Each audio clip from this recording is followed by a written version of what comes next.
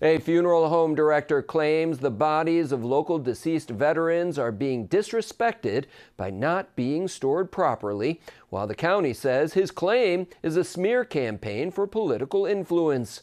The owner of Savage Funeral Services, Peter Savage, announced a last-minute write-in campaign for the Broome County Legislature's 15th District. Savage says he's running on the issue of indigent veterans and how they're being treated after death. There's a storage container behind the county's public safety building that serves as a temporary morgue. The morgue was required by the state during COVID to handle the increased number of deaths. Savage says the facility is bare bones with rotting wooden shelves and only basic refrigeration. He says his campaign is a way to sound the alarm on the situation. Did the every door direct mail for the south side of Binghamton. I've been born and raised here. We've been operating Savage Funeral Service here since 1967.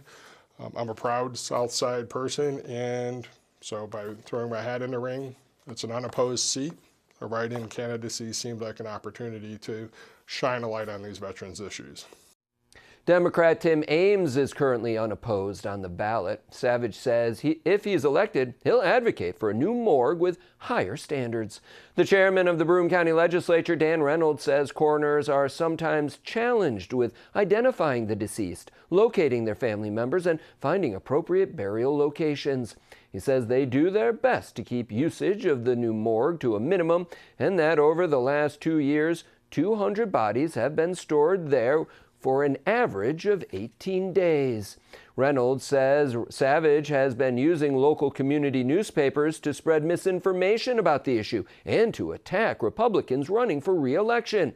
Savage helps to fund and manage 3 area publications, including the Vestal Town Crier, the Windsor Standard, and the Country Courier, which have carried inflammatory accusations. Reynolds calls his write-in candidacy a political stunt.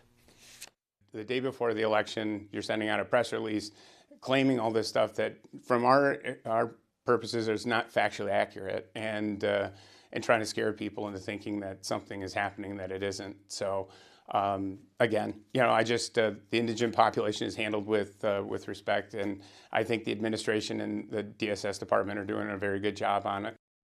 Reynolds says Savage has written emails to legislators threatening to endorse their opponents if they don't establish a better facility for the indigent bodies. Savage says county officials have refused to engage on the subject, forcing him to run for office.